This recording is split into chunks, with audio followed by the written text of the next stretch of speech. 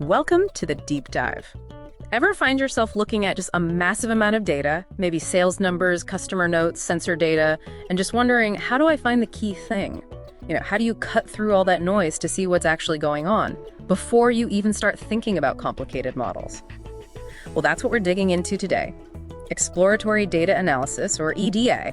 Think of it like a decoder ring for data, a way to let the data itself tell you its secrets. It really is. EDA isn't just another step.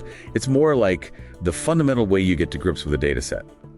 Understand its shape, spot the patterns, find the weird bits, the anomalies. Yeah, the detective work. Exactly. That's where it starts. It lays the foundation for, well, everything else. Okay, let's unpack this a bit then. So, ED. It's like a systematic way to poke around in data sets, right? Summarize them, often using visuals. Precisely. Yeah. The main goal is to figure out what the data is actually saying on its own terms. It's not about rigidly testing some hypothesis you already had. So you let the data lead the way without sort of prejudging it. That's the core idea. And it's got history. This approach, this sort of flexible, curious attitude, it came from John Tukey, a brilliant American mathematician back in the 70s. Tukey, right. I've heard the name. Yeah. He felt statistics was maybe too focused on testing hypotheses. He argued we should use data to suggest hypotheses in the first place. It really enriched the whole discovery part of analysis. So it's more about the mindset being flexible, inquisitive. That's a great way to put it. It's an attitude. And here's something really interesting, Heather, again. It's not just a one-off check. Oh, absolutely not. It's a cycle. You analyze, you visualize, maybe you transform the data a bit, then you analyze again to see what else pops out. Like you might be looking at sales data, just exploring, and suddenly you see these clear seasonal spikes you never noticed before. Exactly. And that one insight could send you down a totally new investigation, maybe about why those spikes happen. Deeper insight. Right. It's like peeling an onion. And if you connect that to the, let's say, the practical side, EDA is basically your first line of defense. Risk management strategy, really. How so? Well, it's absolutely critical for catching things early. Glaring errors, missing information, duplicates, those weird outliers that don't fit. The stuff that can really mess things up later if you don't catch it. Precisely. Without that cleanup, any models you build later might be biased, they might not work well, or worse, they could lead you to completely wrong conclusions. The classic garbage in, garbage out problem. You got it. EDA stops that and makes sure your foundation is solid, like checking the ground before you build a house. Makes sense. So when people actually do EDA, I keep hearing Python is the go-to tool.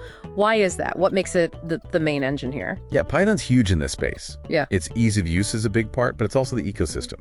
Libraries like pandas are fantastic for data handling. Like getting a quick summary. Exactly. Things like df.info to see data types and missing values, or df.describe for basic stats, instant snapshots.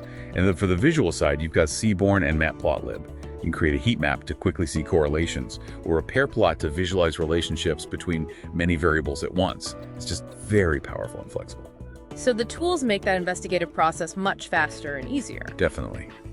But beyond the tools, the real magic is how useful EDA is everywhere. What? Across so many different industries. Any cool examples spring to mind?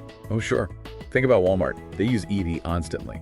Analyzing customer buying habits helps them stock shelves better, obviously. But they also use it for things like predicting delivery times more accurately, or even figuring out the best box size to use for shipping to cut down waste, all from exploring their data. Wow, okay. That's pretty sophisticated stuff from just exploring data. It is. Or there was a case with a fruit supplier. They kept getting complaints about overripe fruit. So they used EDA. They plotted complaint data against things like delivery routes, storage times, temperatures. And they found a pattern. They did. They pinpointed when and where the fruit was most likely to become overripe. This led them to change their picking, packing, and storage methods.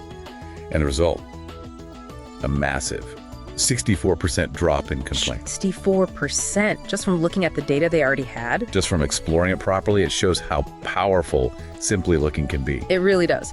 So it sounds like being good at EDA isn't just a bonus for data scientists, it's table stakes, right? Foundational. Absolutely fundamental. It directly impacts your ability to make good data-driven decisions and really unlock what's inside any data set. So wrapping this up then, what's the big takeaway for you listening? EDA basically takes that raw, maybe messy data and turns it into something you truly understand, a resource.